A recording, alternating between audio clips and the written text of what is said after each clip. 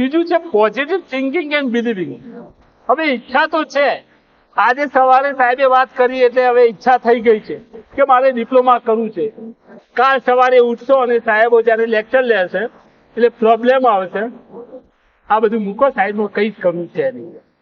આવું ના થવું. એક પોઝિટિવ વિચાર પણ હોવું જોઈએ. ઈચ્છા છે પણ સાથે સાથે પોઝિટિવ થિંકિંગ વિચાર પણ હોવો જોઈએ અને એના પર પોઝિટિવ બિલીવિંગ, એટલે કે તમારામાં એક અતૂટ વિશ્વાસ હોવો જોઈએ કે હું આ અચીવ કરી શકીશ અને એ માટે કોઈ પણ લેવલની મહેનત કરવા તૈયાર હોઉં. તો એ પોઝિટિવ બિલીવ હોવું જોઈએ. બીજી એક સ્ટોરી છે મેં અહીંયા મૂકી છે, રોજર બેનિસ્ટર. 1950 પહેલા 1 મિલની યાત્રા, 1 મિલ એટલે અરાઉન્ડ 1.6 કિલોમીટર, 1 મિલની યાત્રા 4 મિનિટથી ઓછા સમયમાં કરવી ઇમ્પોસિબલ હતી.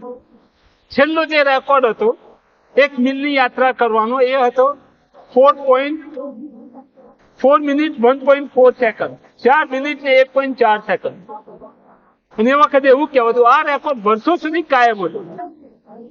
અને એ વખતના એક્સપર્ટ જે એથ્લીટ એક્સપર્ટ જે કહીએ, ડોક્ટર જે કહીએ, ડોક્ટરો, મેડિકલ સાયન્સ, એ પણ એવું કહેતું કે 1 મિલની યાત્રા 4 મિનિટ કરતા ઓછા સમયમાં પૂરી કરવી ઇમ્પોસિબલ છે.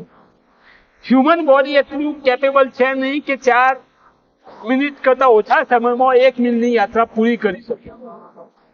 પણ એક વ્યક્તિ હતા રોજર બેનિસ્ટર, એમને આ કંઈ સાંભળેલું નહીં અને એક જ ટાર્ગેટ 4 મિનિટ કરતા ઓછા સમયમાં યાત્રા પૂરી કરવી. અને સમય આવ્યો 6 મે 1954, 6 મે 1954માં રોજર બેનિસ્ટરે 1 મિલની યાત્રા 3 મિનિટ 59 સેકન્ડ 59.4 સેકન્ડમાં એ યાત્રા પૂરી કરી. એટલે બધા સ્તબ્ધ થઈ ગયા એમ કે જે ઇમ્પોસિબલ હતું.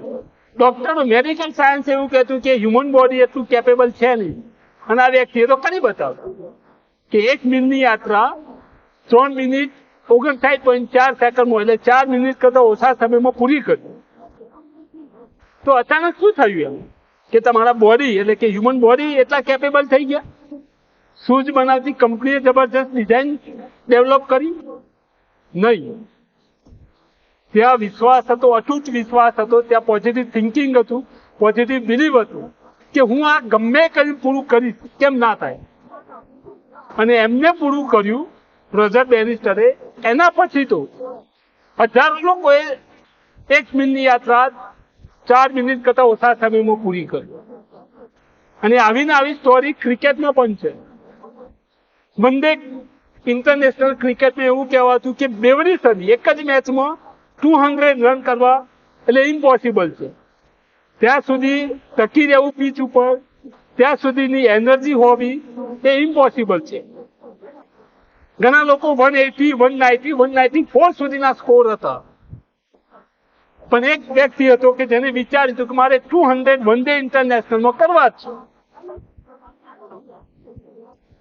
અને જયારે સચિન તેંડુલકરે 200 રન કર્યા પહેલા, first time in the one day international, એટલે ત્યારે પછી બધાને લાગ્યું કે જો આ વ્યક્તિ કરી શકે તો મેં પણ કરી શકે.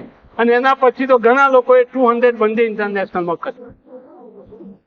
એટલે કહેવાનો મતલબ કે પોઝિટિવ વિશ્વાસ હોવો જોઈએ, તમારામાં અતૂટ વિશ્વાસ હોવો જોઈએ કે હું આ કરી શકીશ, તો જ શક્ય બનશે. એટલે બીજું સિક્રેટ છે positive thinking and positive believing.